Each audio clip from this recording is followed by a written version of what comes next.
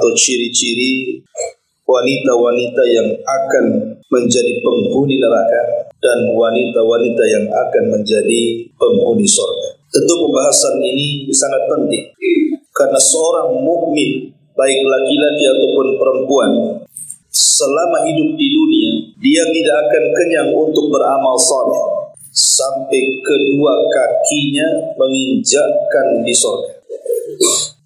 Bahkan Abu Bakar Siddiq radhiyallahu anhu pernah mengatakan, kalau hanya satu kakiku yang masuk ke dalam surga dan kaki yang satunya belum menginjakkan surga, aku belum pernah merasa aman sampai dua-duanya menginjakkan surga. Artinya seorang muslim ataupun muslimah tidak boleh kenyang dalam beramal selama masih hidup di dunia, sampai betul-betul kedua kakinya betul-betul menginjak surga. Baik, kita akan masuk pada tema yang pertama tentang ciri-ciri wanita penghuni neraka. Bicara soal neraka, ma'asyiral muslimat yang dimuliakan Allah Subhanahu wa taala, neraka ini satu tempat yang Allah Subhanahu wa taala sediakan kepada orang-orang kafir dan kalangan ahli maksiat dari kalangan ahli tauhid. Dan posisi neraka itu di bawah dasar bumi, sementara posisi surga itu di atas langit. Bicara soal wanita-wanita yang akan menghuni neraka ini, sebenarnya wanita masuk surga itu lebih mudah dibandingkan laki-laki. Saya ulangi, wanita kalau ingin masuk surga itu lebih mudah dibandingkan laki-laki meraih surga.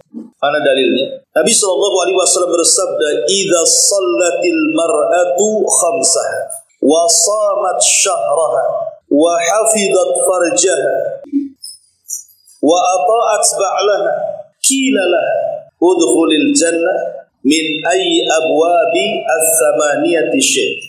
Kata Nabi SAW, apabila seorang wanita itu menjaga salat 5 waktunya, kemudian yang kedua menjaga puasa Ramadan, kemudian yang ketiga menjaga kemaluan, dan yang keempat taat kepada suami, maka akan dikatakan kepada wanita itu, silahkan masuk surga dari 8 pintu yang kau sukai. Subhanallah, laki-laki masuk dari 8 pintu itu bukan mudah, tapi wanita mudah dan dipersilahkan masuk dari 8 pintu surga sesuai yang ibu-ibu kehendaki, asal melaksanakan 4 perkara.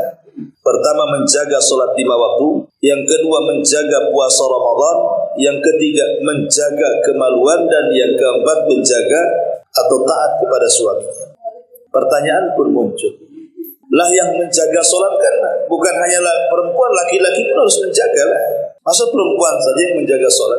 Ataupun puasa Ramadan, laki-laki pun harus menjaga juga lah. Kenapa kemudian yang ditekankan perempuan di situ? Jawabannya, karena laki-laki itu tidak mengeluarkan darah haid. Laki-laki kalau mengeluarkan darah haid itu namanya LGBT. Lah karena wanita itu mengeluarkan darah haid, sehingga sewaktu-waktu dia akan keluar. Kalau sampai tidak tahu kebiasaan keluar darah haid itu, bisa saja dia meninggalkan sholat dengan sengaja, dan itu dosa besar. Pamannya nih, dalam 1 bulan mungkin ibu yang ada yang keluar haid di awal atau di akhir bulan, ibu sudah tahu jadwalnya, bahwa dalam minggu-minggu ini pasti akan keluar darah haid. Lah karena ada kebiasaan, terkadang seorang wanita itu terkadang nggak perhatian soal itu. Datang waktu zuhur, tahu ini waktu-waktunya haid akan keluar, entah mungkin ibu merasa mulas atau apa gitu kan, mesti ada tanda-tanda kan. Tapi ibu biarkan saja, nanti kan zuhur masih lama, masih jam 3. Akhirnya kemudian ibu sholat zuhur 2:30. Ketika mau sholat zuhur 2:30, keluar pula darah haid. Akhirnya ibu meninggalkan sholat kan, karena melalaikan sholat. Ya. Masyaallah muslimat yang dimuliakan Allah Azza wa Jalla, dari situ kenapa kemudian Islam sangat menegaskan kepada para wanita untuk menjaga sholat. Kalau sudah tahu dekat-dekat waktu haid itu, jangan pernah mengulur-ngulurkan waktu. Dikhawatirkan kalau mengulur-ngulur waktu tadi, mau sholat tiba-tiba keluar darah haidnya. Sama dengan puasa, mengqadha puasa kan. Setiap Ramadan pasti ibu punya hutang. Lah kadang-kadang membayar hutang Ramadan itu, ada seorang wanita yang malas sampai nunggu Sya'ban tahun depan belum dibayar-bayar hutangnya. Ketika sudah mendekati Ramadan, sibuk bayar hutang, rupanya keluar haid. Akhirnya masuk ke Ramadan berikutnya. Lah dari sini Rasul mengatakan, apabila seorang wanita menjaga solatnya, menjaga puasa Ramadannya, dan menjaga kemaluannya serta taat kepada suaminya, silahkan masuk surga dari 8 pintu surga yang dia sukai. Dari sini 4 perkara saja seorang wanita itu mudah masuk surga. Kalau laki-laki ini kan macam-macam amalannya. Masuk surga itu berat. Tetapi masalahnya, wanita ini dimudahkan masuk surga, tapi kenapa pula yang banyak di neraka itu pula perempuan? Jadi dalam peristiwa Isra Mi'raj, Nabi SAW pernah diperlihatkan ketika Rasul melihat-lihat neraka itu. Rupanya kata Nabi SAW, "Ittala'tun nara." Aku diperlihatkan neraka. Fa'idha aktsaru ahlihan nisa. Ternyata kebanyakan penghuninya mak-mak pula lah, ibu-ibu di neraka itu paling banyak. Kenapa coba? Inilah kita akan bahas. Kenapa sampai wanita itu lebih banyak di neraka dibandingkan surga? Sebenarnya di surga banyak juga perempuan. Cuman kalau di surga itu kan bidadari yang banyak. Memang penghuni surga. Tapi kalau di neraka itu memang wanita-wanita dunia yang masuk neraka. Baik, kita mulai. Yang pertama, hadis Nabi SAW. Kata Nabi SAW, arba'un min ummati, atau arba'un fi ummati, min amril jahiliyati la yatrukuhun, al-fakhru fil ahsab, wa ta'nu fil ansab, wal istisqa'u bin nujum, wan niyahatu 'alal mayyit. Qala an-naihatu idza lam tatub qabla mautiha tuqamu yawmal qiyamati wa 'alaiha sirbalun min qatiran wa dhira'un min jarabin. Kata Nabi SAW, ada 4 perkara terdapat pada umatku, semua adat istiadat jahiliyah. Apa itu? 1. Membangga-banggakan kebesaran leluhur. 2. Mencela keturunan. 3. Mengaitkan turunnya hujan kepada bintang tertentu. Dan yang 4, meratapi mayat. Ini yang 4. Ciri-ciri wanita penghuni neraka itu adalah wanita yang suka meratap. Kenapa kemudian dikhususkan kepada wanita coba? Karena laki-laki itu ada yang meratap, tetapi jarang. Karena laki-laki itu lebih tabah dibandingkan wanita kalau terkena musibah. Tapi umumnya yang meratap itu ya ibu-ibu, siapa lagi? Bahkan saya pernah melihat, Bu, ada orang yang meratap itu luar biasa. Jadi ada bapaknya kalau tidak salah. Bapaknya itu sedang sakit parah. Lah kebetulan koma. Entah kenapa siapa yang memulai, tiba-tiba kemudian satu keluarga nangis. Padahal bapaknya masih koma, masih belum mati bapaknya. Tiba-tiba kemudian salah satu anaknya yang perempuan itu guling-guling itu. Guling kiri, guling kanan sampai jabat-jabat rambut, sampai ditenangkan sama warga. Akhirnya kemudian dimasukkan ke kamar, sudah pingsan. Rupanya bapaknya tak jadi mati. Hanya koma saja, tak jadi mati bapaknya. Tapi dia sudah guling-guling kayak dia yang mau mati, yang meratap itu. Kan aneh gitu ya. Makanya kenapa dahulu di zaman Nabi SAW ada seorang wanita namanya Ummu Salamah. Ummu Salamah radhiyallahu anha menikah dengan seorang laki-laki namanya Abu Talha. Lah Abu Talha itu punya anak laki-laki namanya Abu Umair. Abu Talha itu punya anak laki-laki namanya Abu Umair. Lah satu hari Abu Umair ini sakit. Abu Talha suaminya sedang safar. Akhirnya Allah takdirkan meninggal pula lah Abu Umair. Keluarganya menangis. Akhirnya kemudian Ummu Salamah mengatakan kepada keluarganya yang menangis, jangan ada yang menangis di rumah ini. Keluar semuanya. Siapapun yang meratap di rumah ini, keluar dari sini. Dan awas jangan sampai memberitahu suamiku tentang kematian putranya. Biar aku yang memberitahu katanya. Lihat bagaimana ketabahan Ummu Salamah. Dilarang. Siapa yang menangis di rumah ini keluar.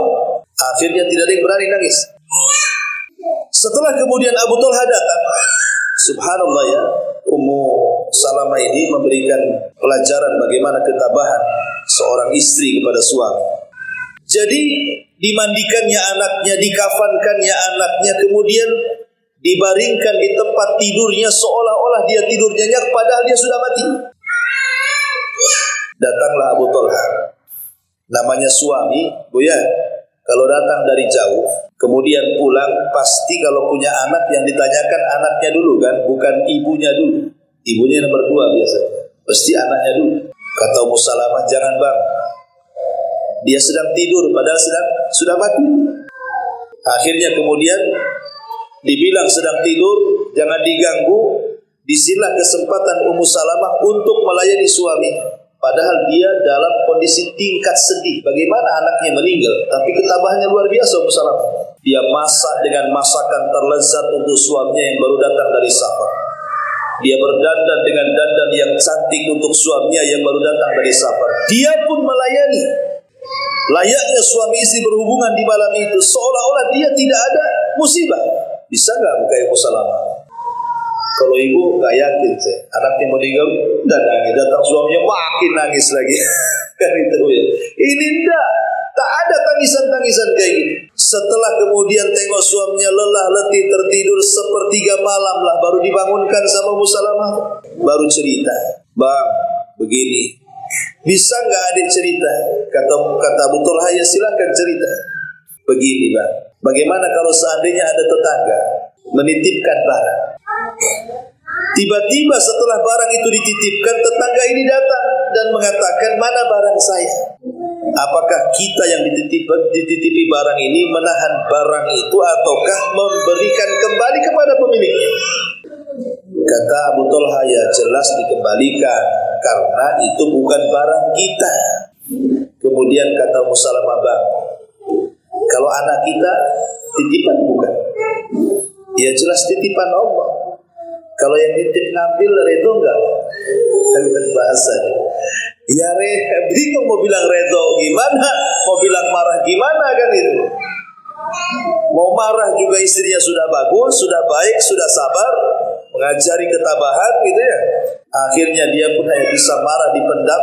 Kemudian keesokan harinya datang kepada Rasul, kemudian menceritakan kesabaran istrinya, dan Rasul pun mendoakan, Allahumma barik lakuma fi lailatikuma. Ya Allah, semoga Allah berkahi engkau di malam hari ketika kalian berdua melakukan hubungan. Akhirnya Allah ganti anak-anaknya Abu Talha itu dari Abu Umair yang meninggal. Akhirnya banyak anak-anaknya lahir dan menjadi orang-orang hebat.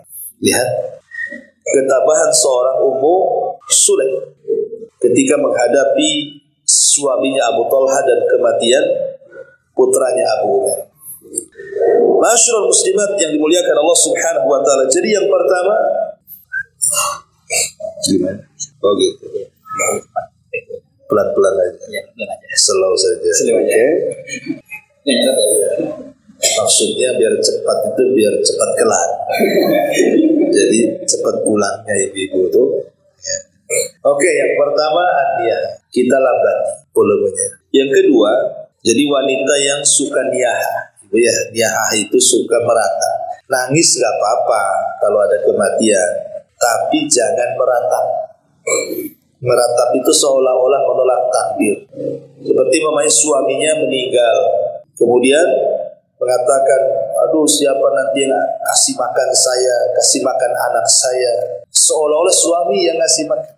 Itu namanya menolak takdir namanya. Tak boleh, apalagi sampai guling-guling kan Bu ya. Guling sana, guling sini, cakar sana, cakar sini, robek sana, robek sini, gunting sana, gunting sini. Nah, itu masalah. Ini yang pertama. Yang kedua, hadis Nabi SAW, sinfani min ahlina lam arahuma qaumun ma'hum siyatun ka'adnabil baqar yadribuna bihan nas wa nisa'un kasiyatun 'ariyatun mumilatun ma'ilatun ru'usuhunna ka'aslimatil buhtil ma'idah la yadkhulnal jannah wa la yajidna rihaha wa inna rihaha la yajidu masirata kadza wa kadza. Hadis yang kedua, kata Nabi, ada dua kelompok dari penduduk neraka yang belum pernah aku lihat sebelumnya. Artinya di zaman Nabi nggak ada kelompok itu. Adanya di zaman kita. Yang pertama, satu kaum yang memiliki cambuk seperti ekor sapi untuk memukul manusia. Dan yang kedua, di sini letaknya para wanita yang berpakaian tapi telanjang. Kemudian kalau berjalan berlenggak-lenggok, seraya kepala mereka seperti punuk-punuk unta yang miring. Wanita seperti ini tidak akan masuk surga, alias masuk neraka, dan tidak akan mencium bau surga, padahal bau surga itu tercium dari jarak sekian dan sekian. Jadi ciri-ciri wanita penghuni neraka yang kedua apa, Bu? Wanita-wanita yang berpakaian tapi telanjang. Maksudnya apa berpakaian tapi telanjang? Kita tahu bahwa kewajiban seorang wanita itu kan menutup aurat, kan? Kewajiban seorang wanita itu menutup aurat. Dan itu disebutkan di banyak ayat dalam Al-Quran perintah tentang menggunakan hijab. Makanya kemudian Nabi SAW melarang sekali umatnya di zaman itu, di zaman beliau, untuk melakukan tabarruj. Sampai Allah turunkan ayat khusus, wala tabarrujna tabarrujal jahiliyatil ula. Janganlah kalian berdandan seperti dandanan jahiliyah yang pertama. Seperti apa dandanan orang jahiliyah itu?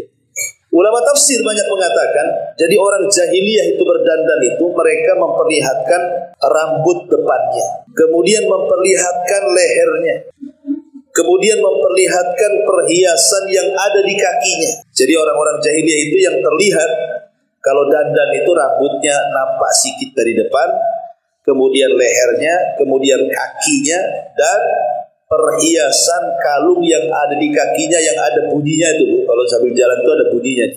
Itulah yang disebut dengan tabarruj. Tabarrujnya orang jahiliyah. Lah yang seperti ini saja Al-Quran turun, wala tabarrujna tabarrujal jahiliyah. Jangan tabarruj ala jahiliyah. Padahal tabarrujnya orang jahiliyah cuma menampakkan rambut, leher, dan kaki dengan perhiasan yang bunyi. Coba lihat tadi wanita-wanita yang di luar-luar sana itu yang nampak apa saja? Bukan rambut saja, bukan leher saja, bukan kaki saja, semua nampak.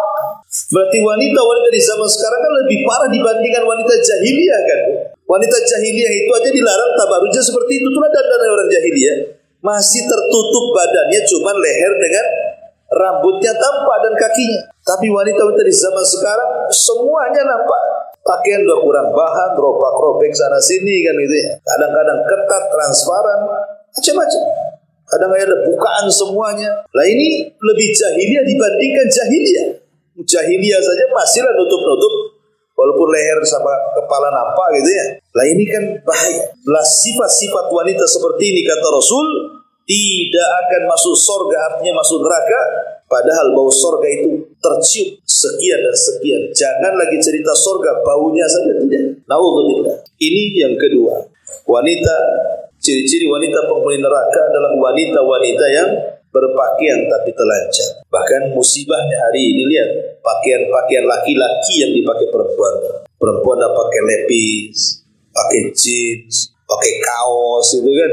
Laki-lakinya pula pakai daster. Kan repot. Balik sekarang ini. Ya. Jadi yang seperti ini sudah banyak. Makanya Bu, kalau punya anak perempuan jaga. Coba dari mulai umur 1-2 tahun itu sudah didoktrin kalau bisa ya, dikasih pakaian yang syar'i, dijilbabi, perlu dijilbabi lah, supaya anak itu sudah besar tahu oh itu pakaian dia dan itu bukan pakaian dia. Didoktrin seperti ini yang kedua. Kemudian yang ketiga, hadis yang ketiga, An Abdullah bin Amrin qala Rasulullah sallallahu alaihi wasallam la yanzurullah ila imra'atin la tashkuru li zawjiha wa hiya la tastaghni an. Dari Abdullah bin Amr radhiyallahu anhu dia berkata, Rasul sallallahu alaihi wasallam bersabda, Allah tidak akan melihat seorang istri yang tidak pandai berterima kasih kepada suaminya padahal ia selalu butuh kepada suaminya. Dan ini salah satu sifat yang buruk seorang wanita. Pasti ini ada. Semua orang punya ini. Jadi ibu-ibu yang di sini itu semua punya sifat ini. Namanya kusurul fitri. Kurangnya fitrah. Mengikuti perasaan, tidak bersyukur kepada suami. Ini sifat ini ada pada semua wanita. Cuman ada yang ya parah gitu ya. Ada yang ringan. Dan bagi laki-laki, kita bagi bapak-bapak para suami memang diuji dengan ini yang satu. Jadi bapak-bapak itu diuji dengan kusurul fitrah. dengan perasaan wanita, seolah-olah laki-laki ini tidak pernah berbuat baik padahal sudah banyak berbuat baik. Istrinya itu butuh sama suaminya tapi mengingkari kebaikan suaminya. Inilah yang kemudian, penyakit inilah yang kemudian paling banyak wanita masuk neraka. Penyakit yang satu ini, kusurul fitri, ini paling banyak memasukkan wanita ke dalam neraka. Tidak bersyukur dengan suami. Perhatikan hadis. Nabi SAW bersabda, "Uridun nara." Aku diperlihatkan neraka. Fa idza aktsara ahliha nisa. Rupanya kebanyakan penghuninya pula ibu-ibu. Kemudian sahabat bertanya, "Rasul, apa mereka tidak sholat?" Sholat. Apa mereka tidak puasa? Puasa. Apa mereka tidak sedekah? Sedekah. Apa mereka tidak haji? Rajin haji. Lalu kenapa mereka bisa masuk neraka? Itu pertanyaan. Dan kebanyakan pula di neraka. Disinilah letak kelemahannya. Kata Nabi SAW, "Walakinnahunna yakfurnal ashir." Karena kebanyakan wanita itu kufur kepada suami. Apa maksudnya kufur kepada suami? Maksudnya kalau seandainya suami itu berbuat kebaikan seumur hidup untuk istrinya, tiba-tiba suami ini melakukan satu kesalahan, maka seorang wanita akan mengatakan kepada suaminya, "Engkau belum pernah berbuat baik sedikit pun kepada aku." Ini kan bahaya. Ini kan bahasa hadis ya. Kalau bahasa ibu kan beda, ya sama aja sebenarnya. Kok ini gak perhatian, itu kan kurang lebih saja itu. Kok ini kurang sayang, kok ini cinta gak sih sama saya? Itu bahasa-bahasanya. Padahal laki-laki itu cinta kepada seorang wanita itu tidak seperti yang ibu bayangkan. Terkadang mereka diam, tapi mereka sayang. Buktinya kasih rumah, kasih uang, kasih anak, kasih dibilang kak sayang pula. Anak 12 dibilang tak sayang. Udah 12 itu mana caranya tak sayang tuh? Udah solusin gitu. Itulah kadang-kadang dulu ada cerita Bu. Di zaman Nabi SAW ada seorang sahabat. Sahabat ini orang soleh. Namanya Hasan ibn Sabit. Sabit ibn Qais al-Mushammas. Sabit ibn Qais al-Mushammas. Sabit ibn Qais al-Mushammas ini dia adalah juru bicara Nabi, jubir presiden kalau zaman sekarang. Jadi kalau Nabi itu kan punya juru bicara, namanya Sabit ibn Qais al-Mushammas. Jadi kalau ada kabilah-kabilah datang dari jauh, dialah yang menghadapi juru bicaranya. Orangnya hitam, orangnya pendek, rambutnya keriting, tak ada tampan-tampan belas dada. Memang ya nggak tertarik lah. Tetapi dia orang soleh karena orang kepercayaan Nabi. Dia punya istri Bu, cantik sekali. Dan wanita tercantik dari wanita-wanita Ansar. Memang begitu Bu ya. Kalau suaminya jelek, biasanya istrinya cantik. Kalau suaminya tampan, istrinya pula jelek. Ketukar-tukar gitu.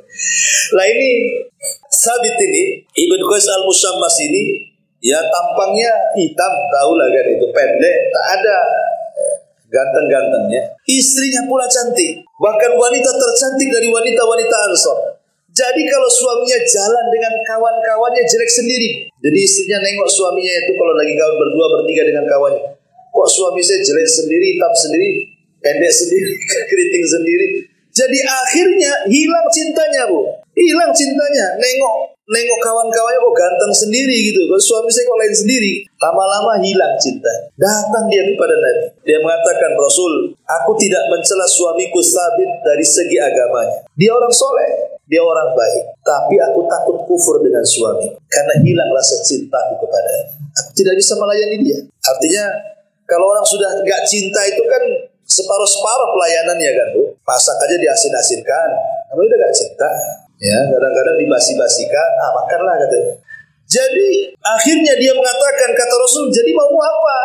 Kata istrinya, "Saya mau cerai wahai Rasul." "Oh jangan." "Enggak, mau cerai." Akhirnya kata Rasul, "Baik, tapi tunggu dulu suamimu datang." Dipanggillah Sabit. Kata Rasul, "Sabit, lihat tuh istrimu mau minta cerai." "Ya enggak maulah, istrinya cantik." "Tapi bagaimana istrinya? Sudah maksa mau minta cerai." Ya Sabit terdiamlah. Akhirnya kemudian Rasul mengatakan kepada istrinya, "Maukah engkau kembalikan maharnya?" Lah maharnya Sabit ini bukan biasa, hektaran kebun kurma. Zaman itu kan kekayaan dilihat dari kebun, dari kurma. "Mau nggak kau kembalikan kebunnya sebagai maharnya?" Kata wanita ini, mau wahai Rasul, saya akan kembalikan maharnya. Coba, orang dulu itu mengajarkan kalau memberi mahal itu besar. Ya. Kalau bapak-bapak ibu nggak yakin, paling seperangkat alat sholat biasanya. Kalau seperangkat alat masjid masih mahal, karena ada ampli, ada toa, ya. Seperangkat alat sholat pula.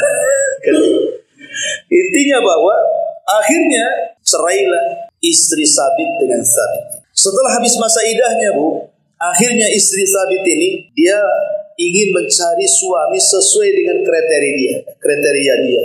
Yang ganteng, yang putih, yang tinggi. Pokoknya pengenlah biar kalau suaminya jalan dengan suami orang itu tidak malu-maluin. Dapat, Bu, sesuai dengan kriteria.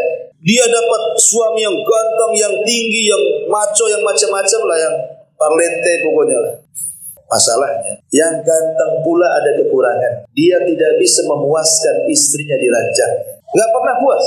Bermasalah dengan seksualnya. Mungkin bahasa kitanya impoten atau apa gitu ya. Pokoknya nggak puas lah suami istrinya. Si Sabit pula yang dibilang jelek itu, dia pula yang suka muasi. Terpikir dia, kenapa aku cerai dengan Sabit? Kenapa aku cerai dengan Sabit? Akhirnya dia buat pula, pengen menceraikan lagi suami yang barunya. Karena nggak puas kan, ingin balik pada suami yang pertama Sabit. Tapi nasi sudah jadi bubur. Ketika dia minta cerai dengan suami yang kedua diceraikan, ketika hendak balik ke Sabit, Sabit sudah tak mau. Terkadang apa yang dianggap baik buruk di hadapan Allah. Apa yang dianggap buruk baik pula di hadapan Allah. Nah, inilah gambaran wanita-wanita yang kadang-kadang tidak sabar, mudah kufur pada suami. Ya, dia tidak pernah melihat suaminya apa adanya. Rupanya sebenarnya suaminya itu punya kelebihan yang kadang-kadang ibu tak tahu tuh sebenarnya kelebihan. Hanya bisa membandingkan dari jauh. Sebenarnya suami ibu lebih hebat dibandingkan yang lain. Ini contoh saja sejarah kan itu ya.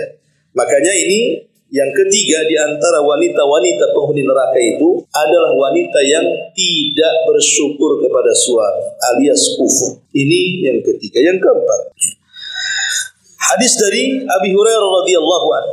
Qala Rasulullah sallallahu alaihi wasallam, "Idza da'a ar-rajul imra'atahu ila firashihi fabatat ghadban 'alaiha la'anatha al-malaikatu hatta tusbiha." Dari Abu Hurairah radhiyallahu anhu, kata Nabi SAW bersabda, jika seorang wanita, seorang suami memanggil wanitanya, memanggil istri ke tempat tidur, maksudnya suaminya ingin melakukan hubungan suami istri. Namun sang istri enggan, tak mau datang, atau malas melayani, atau ogah-ogahan, atau banyak alasan, atau banyak ngelesnya. Entah karena capek lah, karena ini, pokoknya banyak kali ngelesnya. Akhirnya suaminya hilang hasratnya, yang ada dongkol marah, tidur dalam posisi marah karena tak dapat jatah. Maka wanita itu, kata Rasul, akan dilaknat sampai waktu subuh. Ustaz, tak adil. Kalau suami minta kita tolak, aku pula dilaknat. Aku minta suami, tak mau pula. Suami dilaknat enggak? Tidak, karena biasanya suami jarang nolak. Ini tanya bapak-bapak di depan. Nggak ada suami nolak-nolak. Yang suka nolak-nolak kan istri. Makanya hadis ini dikhususkan kepada para wanita. Mungkin 1001 lah kalau laki-laki nolak. Mungkin karena sudah tidak cinta, atau karena ada orang nomor 2, nomor 3, nomor 4, nomor 5 mungkin di luar itu jadi dingin ya kan. Tapi kalau belum ada nomor-nomor di luar itu masih panas itu, Bu. Ya. Artinya bahwa di sini Nabi SAW mengingatkan soal ketaatan di sini. Bukan hanya bicara soal ranjang saja, tidak. Maksudnya hadis ini bicara soal ketaatan. Karena muara pokok dari seluruh hak seorang istri kepada suami itu ada pada taat. Setelah dia taat kepada Allah, baru taat kepada suaminya. Ini saya jadi kencang lagi nih ngomongnya. Bisa dilambat-lambatin ini. Ya. Gimana nih mau lambat-lambatin ngomongnya? Oke, jadi ini yang keempat. Yang kelima, jadi yang keempat ini istri yang tidak pernah taat pada suami.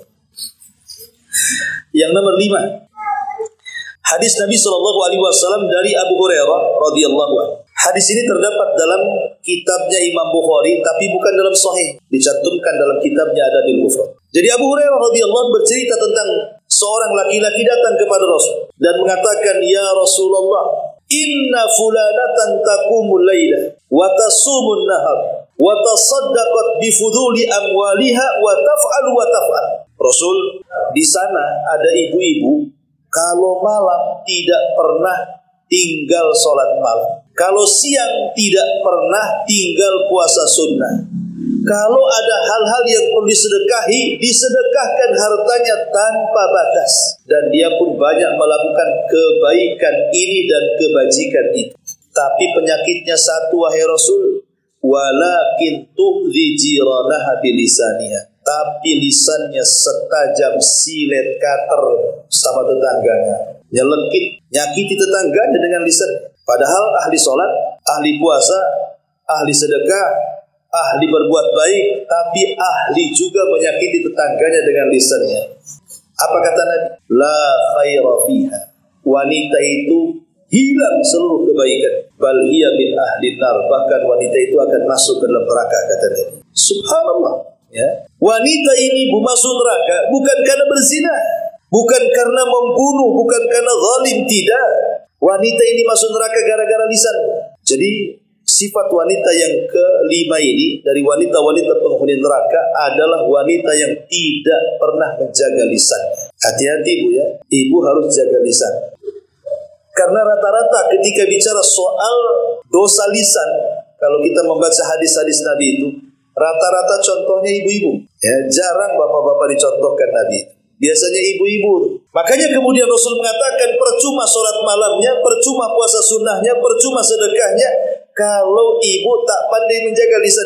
Subhanallah, dosa lisan loh bisa menggugurkan pahala sunnahnya qiyamul lail, sunnahnya puasa sunnah, dan sunnahnya sedekah. Dari sini kita tahu bahwa kalau orang ingin betul-betul hijrah, apa kata Rasul? Al-muslimu man salimal muslimuna min lisanihi wa yadihi. Kalau ibu ingin hijrah ke sunnah, maka yang pertama dihijrahkan itu bukan pakaian dulu. Kadang-kadang sibuk orang hijrah itu pakaian yang dipikirin. Nampak cadarnya bagus, mereknya bagus, branded. Langsung suaminya digoyak-goyak. Beli bang, biar mantap. Ya kan? Bukan, hijrah itu bukan casing. Pakaian itu casing saja. Lebih daripada itu yang harus dihijrahkan pertama kali, Bu, setelah hati adalah lisan. Ibu hijrahkan lisan yang dulunya suka ngomong kotor gitu ya. Kan ada, Bu, saya pernah dengar, Bu, ada seorang wanita itu kalau kaget, itu yang diomongkan aneh-aneh. Latah gitu, ngomong apa entah. Ngomong jangkrik, ngomong apa gitu. Pokoknya adalah kalau yang kaget itu kan biasanya ngomong macam-macam, kadang bahasa-bahasa kotor dikeluarkan. Berarti kalau dalam kagetnya saja dia bisa mengeluarkan kalimat kotor, berarti ketika tidak kaget lebih kotor tuh ucapannya tuh. Kagetnya aja kayak gitu ngomongnya. Kan kaget itu kan refleks ya kan, gak sadar dia ngomong kan. Ngomong apa yang jorok-jorok. Lu kalau kagetnya ngomong jorok, semana gak kagetnya? Berarti memang kebiasaan dia itu ngomong jorok kan. Makanya biasakan kalau sudah hijrah ya jaga lisan. Contoh nih, Nabi SAW satu hari menegur Aisyah, Ummul Mukminin radhiyallahu anha. Kenapa? Karena Aisyah waktu itu sedang menjelek-jelekan madunya. Sofia itu kan turunan Yahudi, putra daripada Huyai ibn Akhtab, menikah dengan Nabi. Orangnya pendek tapi cantik. Aisyah ini tinggi orangnya. Jadi istri Nabi itu macam-macam, Bu. Ada yang tinggi kurus, itu Aisyah. Ada yang pendek kurus, itu Sofia. Ada yang gemuk, itu Hafsah. Ya. Ibu masuk ke mana tuh? Ya. Masuk ke Hafsah berarti ibu gemuk. Ya. Masuk tinggi kurus Aisyah. Masuk pendek kurus Sofia. Jadi nggak perlu ibu kecil hati. Wah, saya gemuk. Istri Nabi ada yang gemuk. Tenang aja. Ya. Saya udah kecil lagi, kurus lagi. Ada juga tuh Sofia. Nggak perlu kecil hati. Istri Nabi macam-macam bentuk tubuhnya. Nggak semua langsing ada juga yang gemuk. Jadi Aisyah ini merasa bangga kalau tubuh dia itu semampai kayak ya model lah kalau bahasa sekarang. Jadi dia karena cemburunya dengan Sofia itu, karena cantik, digibahnya pula Sofia di hadapan Nabi. Apa kata Aisyah? Ya Rasulullah, hasbuka an Safiyata kada wa kada. Cukuplah Sofia ini begini dan begitu. Aisyah tidak ngomong aku tinggi, dia pendek, nggak ngomong, cuman pakai isyarat seolah-olah kalau ngomong seperti itu, cuman pakai isyarat tangan saja. Aku tinggi loh, Sofia itu pendek, hanya ngomong begitu. Tapi Rasul marah kepada Aisyah dan mengatakan, ya Aisyah, laqad qulti kalimatan law mujizat bihal bahru lamajazat. Aisyah, diam kamu.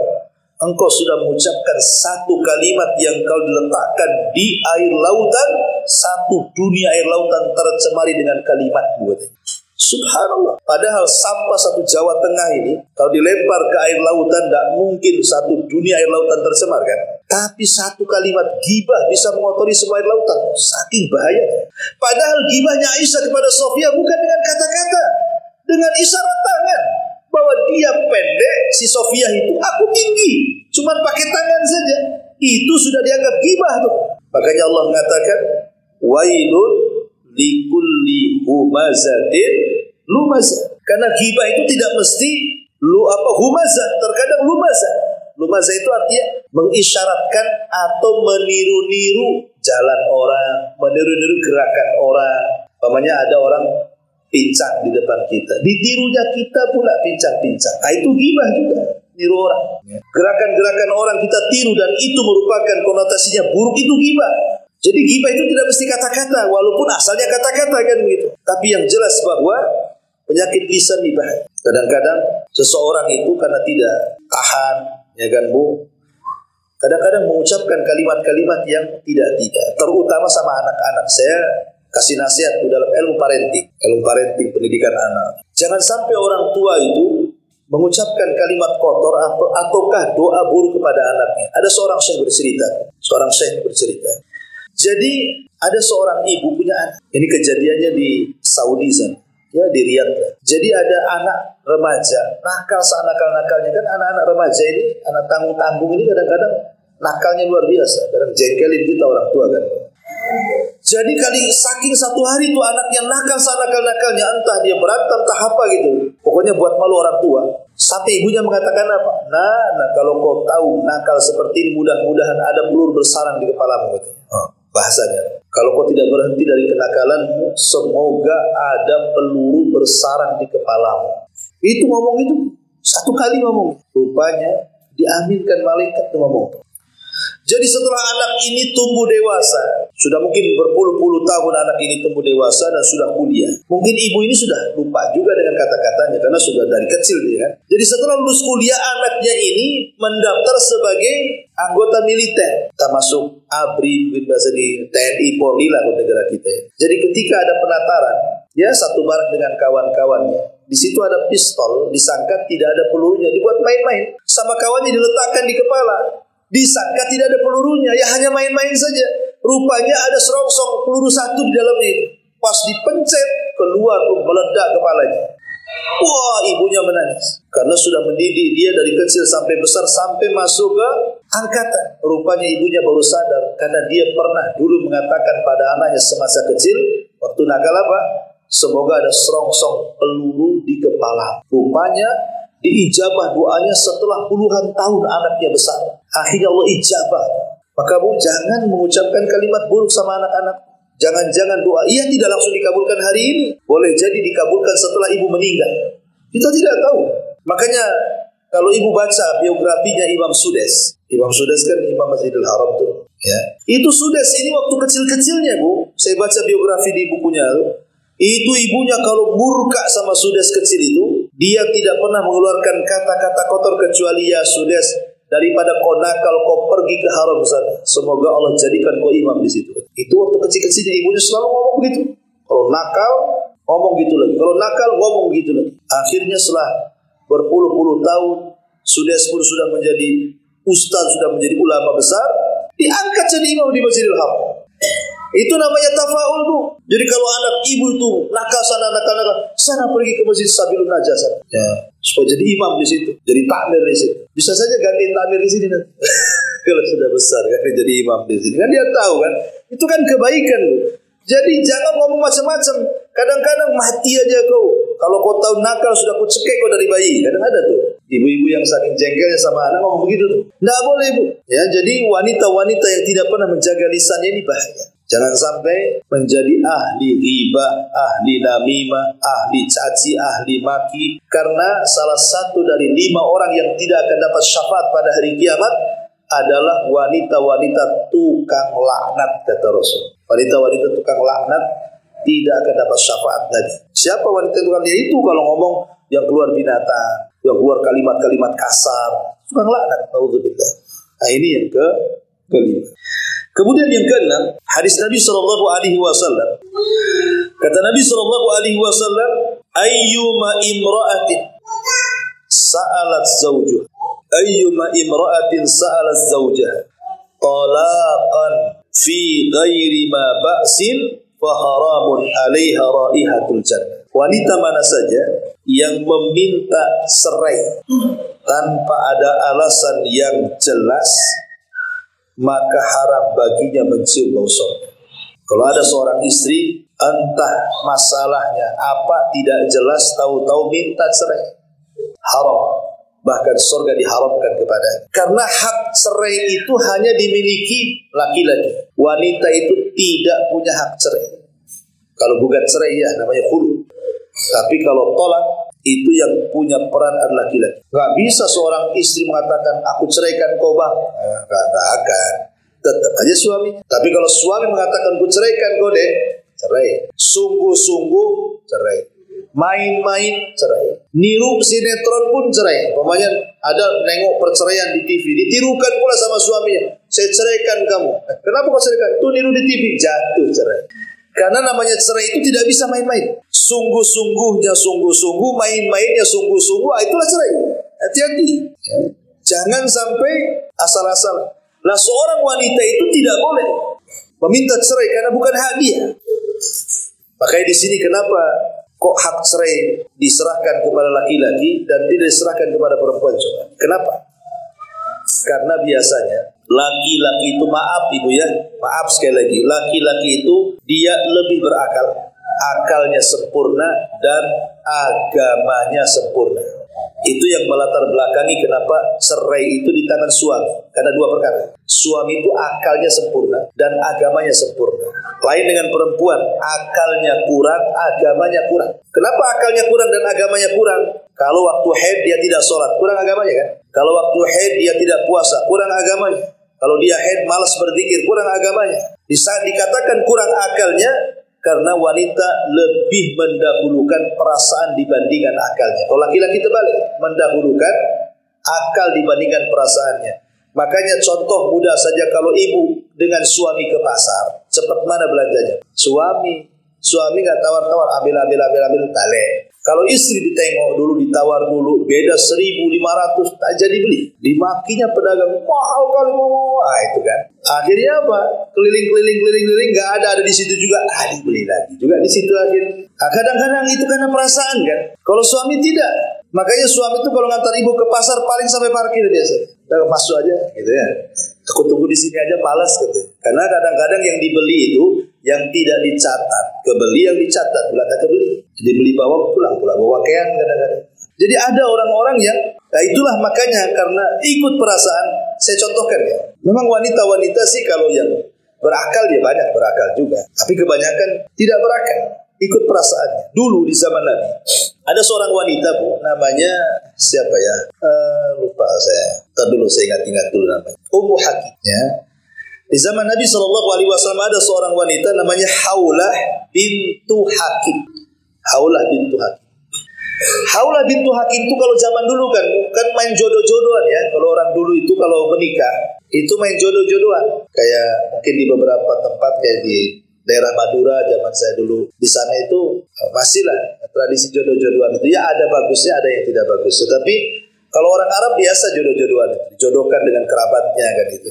Lah kebetulan Haulah bintu Hakim ini dijodohkan oleh kerabatnya pula akalnya kurang, ada sedikit gila-gilanya dan temperamen, orangnya suka marah. Ya, pokoknya emosian suami itu sudah sedikit gila, emosian dan wajahnya pula tak tampan biasa saja. Coba ibu punya suami, ya tampan tidak, akalnya error, pemarah bu, apa enggak batin tuh bu. Ya. Tetapi Haulah bintu Hakim ini dia sabar dengan suaminya, walaupun suami seperti itu, sampai dikaruniai banyak anak akhirnya dari suaminya. Padahal suami itu agak-agak gila tuh, jelek lagi, agak gila lagi, pemarah lagi.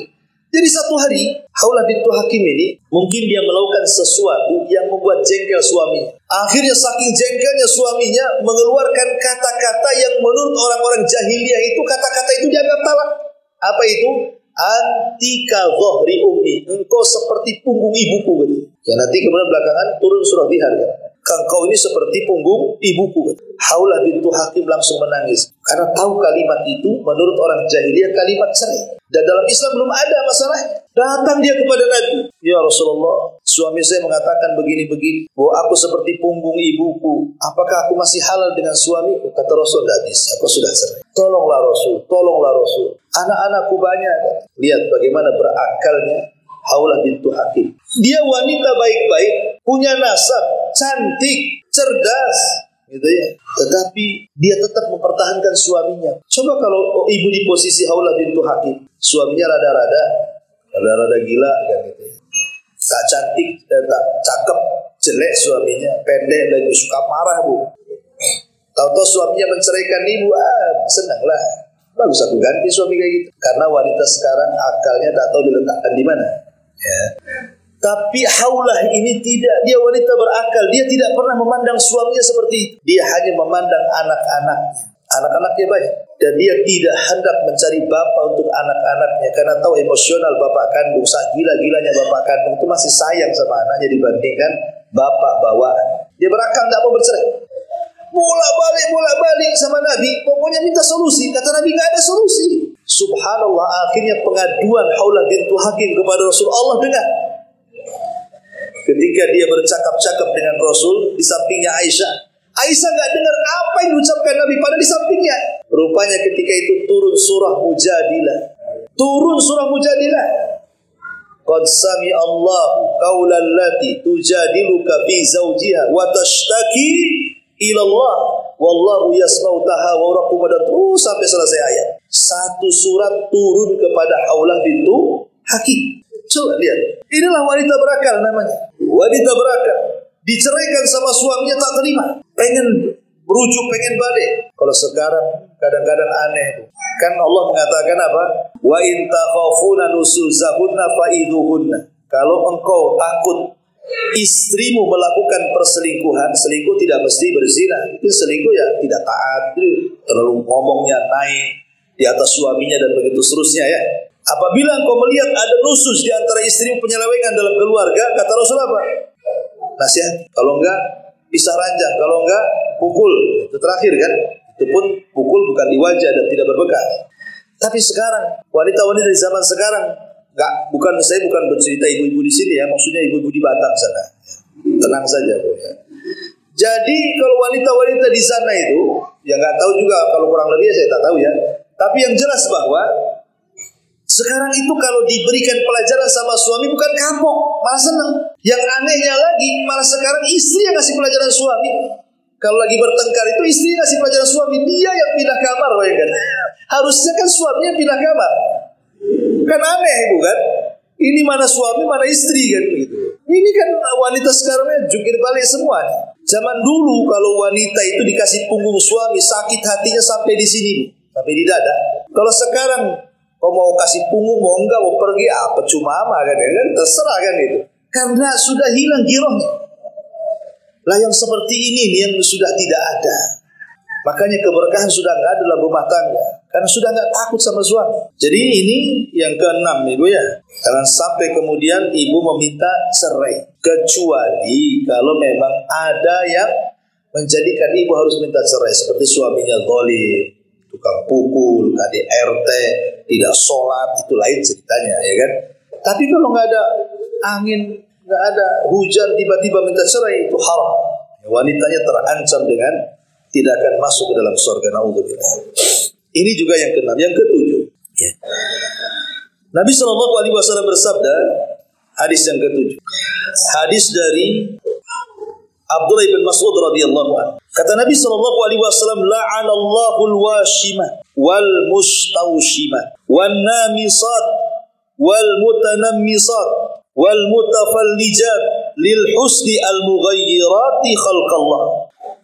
Qala fabalagha dhalika imra'atu min bani Asad yuqalu laha ummu Ya'qub wa kanat taqra'ul Qur'an fa'atathu faqala ma hadithun ballaghani anka annaka la'antal washimat wal mustawshimat wal mutanammisat wal mutafaljilat lil husni al mughayyirat khalqallah. Faqala Abdullah wa mali la al'anu man la'ana Rasulullah sallallahu alaihi wasallam. Dari Abdullah bin Mas'ud radhiyallahu dia berkata, Allah melaknat siapa? Wanita-wanita yang mentato, satu, dan yang minta ditato. Yang kedua, Allah melaknat wanita-wanita yang mencukur bulu halis dan minta dicukurkan bulu halis. Kemudian juga yang ketiga, Allah melaknat wanita-wanita yang merenggangkan gigi-giginya supaya terlihat cantik. Juga Allah melaknat wanita-wanita yang merubah ciptaan-ciptaan Allah. Kemudian hal ini sampai kepada seorang wanita namanya Ummu Ya'qub dari Bani Asad. Dia biasa membaca Al-Quran. Dia pun mendatangi Ibnu Mas'ud dan mengatakan, ada hadis yang telah sampai kepadaku darimu, bahwasanya engkau melaknat perempuan yang mentato, yang minta ditato, wanita yang meminta dihilangkan bulu wajahnya, atau yang meregangkan giginya, atau yang merubah ciptaan Allah. Maka Abdullah bin Mas'ud mengatakan, bagaimana aku tidak melaknat orang-orang yang Rasul laknat? Jadi laknat ini bukan dari aku, kata Abdullah bin Mas'ud. Rasul yang mengatakan seperti itu. Inilah wanita-wanita penghuni neraka. Disebutkan di sini 4 sifat ya. Pertama, wanita yang ditato. Lihat sekarang ini wanita-wanita ditato luar biasa. Kadang tatonya aneh-aneh. Kadang diletakkan di tempat-tempat naudzubillah yang tidak boleh diletakkan di situ. Untuk apa coba? Ada orang tato itu dari atas kepala sampai kaki, mata-matanya ditato. Sampai hitam itu, kayak kelereng itu matanya. Untuk apa coba? Apakah lebih baik tato itu? Tidak juga. Betapa banyak orang-orang yang menyesal setelah ditato kan, tidak bisa dihapus. Maka yang ditato dan yang mentato dua-duanya dilaknat, dan mereka akan masuk dalam neraka dan diancam dengan neraka, naudzubillah. Yang kedua, wanita-wanita yang mencukur bulu halis. Ya kan ada tuh wanita-wanita dicukur bulu halis diganti dengan spidol permanen, Bu. Kenapa nggak permanen? Takut hujan masalahnya. Kalau nggak permanen nanti luntur kan, nampak pula biji matanya, tak ada halisnya. Makanya kemudian ada orang-orang yang tidak pede dengan halis kan.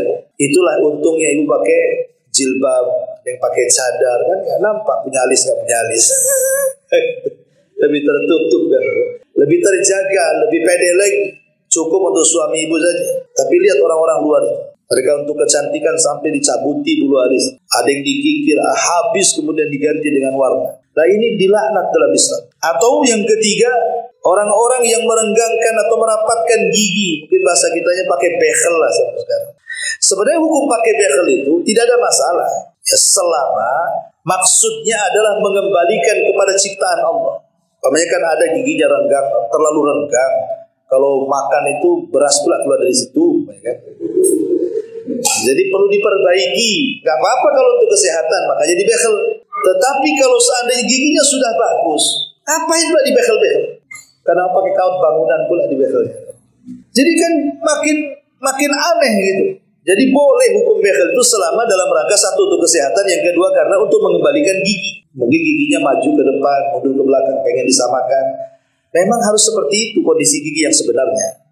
Tapi kalau giginya sudah bagus, sudah cantik, sudah ngapain bekel? Maka ini nggak boleh. Atau yang keempat, merubah-rubah ciptaan Allah. Sudah cantik masih juga ke Thailand, taruh silikon sana, taruh silikon sini kan itu. Akhirnya berat sebelah kepalanya. Kan banyak Bu yang kayak gitu tuh, pengen cantik, umurnya sudah 60, pengen awet muda lagi, akhirnya ke Filipina, ke Thailand, ke Korea, operasi di sana kan. Ya namanya sudah tua tetap awet tua, muda mungkin awet muda. Ya tua ya tua, waktunya mati ya mati. Itulah yang Allah katakan jama'a mala wa addada yahsabu anna malahu akhlada. Orang itu kalau sudah ngumpul-ngumpulkan harta pasti ngitung tuh. Dan biasanya kalau sudah ngitung-ngitung harta, dia merasa bahwa harta yang akan mengekalkan. Lihat orang kaya menurut pandangan orang miskin. Orang miskin mandang orang kaya, kok orang kaya itu awet muda ya. Dia pula yang ngaca, kok aku awet tua, padahal dia lebih tua dibandingkan aku loh. Usia dia 50 tahun, tapi mukanya kok seperti 20 tahun. Aku ini 20 tahun, kalau ngaca kok kayak 60 tahun. Ya beda, orang kaya itu mungkin dia suka ke salon Bu, suka sauna. Ibu pula sauna depan kompor kan beda tuh Bu. Sauna depan kompor dengan sauna betulan kan beda. Yang satu keluar putih, yang satu keluar gosong kan. Maksud saya begini, orang-orang kaya itu karena mereka punya uang sehingga bisa merawat dengan uangnya kan, bedak sana, skincare sana, macam-macam lah. Akhirnya terawat sehingga usia tua kayak muda. Lah orang-orang miskin mau merawat gimana caranya? Makanya usia-usia muda kelihatan tua kan. Dari sini akhirnya ketika orang miskin melihat orang kaya, seolah orang-orang kaya itu tidak akan mati. Kok awet muda seolah nggak tua-tua nggak akan mati. Makanya Allah mengatakan yahsabu anna malahu akhlada, seolah-olah kekayaan yang akan mengekalkannya. Karena ada orang yang bisa merubah wajah dari tua ke muda.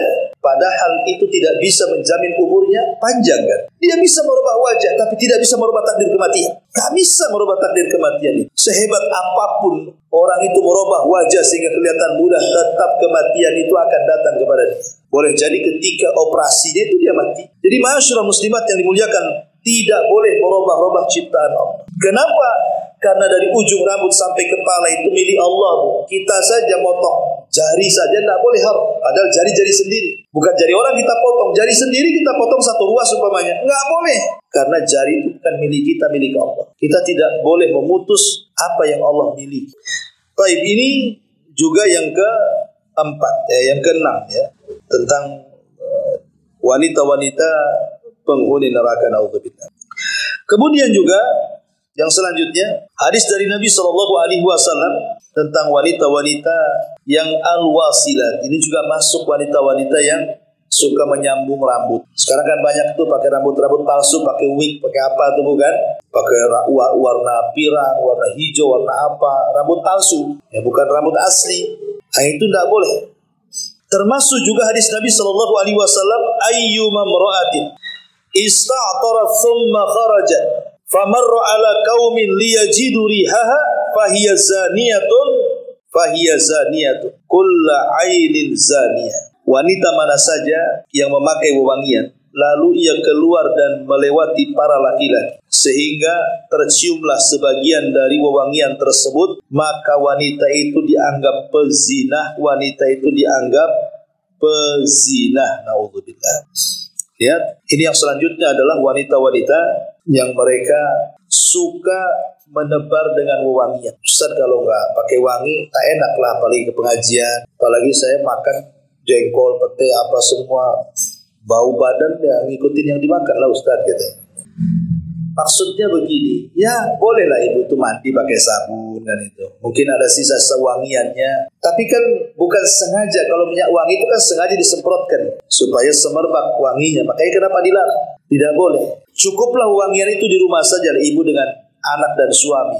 Kalau keluar itu ya tidak perlu. Kalau keluar ya menjaga supaya tidak bau badan penting. Tapi kalau seandainya kemudian menggunakan minyak wangi yang dengan minyak wangi itu akhirnya semerbak kemana-mana, ini sebenarnya wasilah saja supaya jangan sampai terjadi fitnah. Ya, jadi mencegah wasilah namanya saddu dari'ah. Sebelum terjadi itu dicegah. Makanya Islam melarang, tidak boleh kemudian seorang wanita kalau keluar rumah itu menggunakan parfum.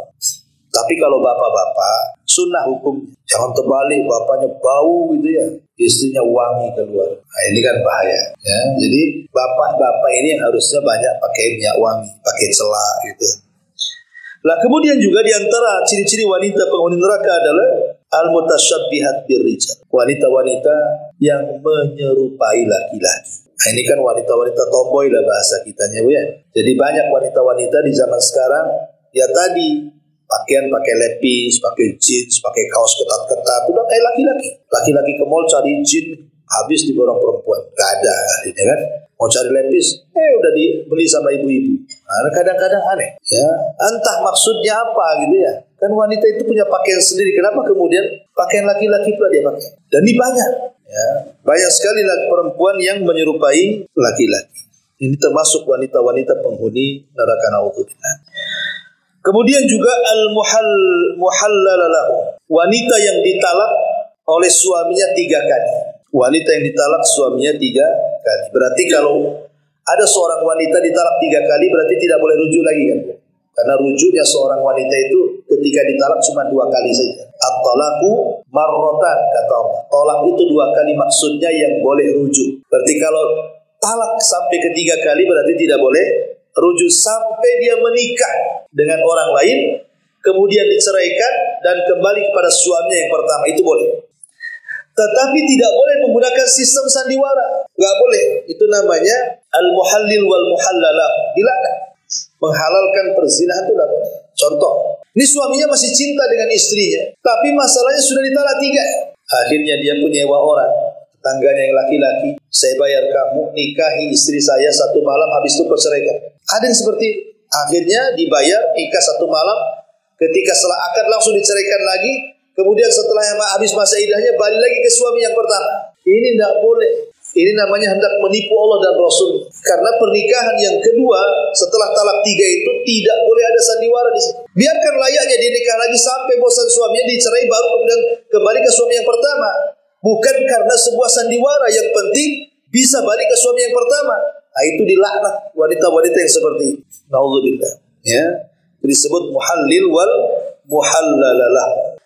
Ma'asyiral muslimat yang dimuliakan Allah Subhanahu wa taala. Kemudian juga di antara ciri-ciri wanita-wanita penghuni neraka adalah az-zairat al-qubur, wanita yang sering ziarah kubur. Ziarah kubur itu boleh, tapi jangan sering bagi perempuan. Karena lafadznya la'anallahu zawwarat. Kalimat zawwarat itu siyagul mubalaghah dalam bahasa Arab.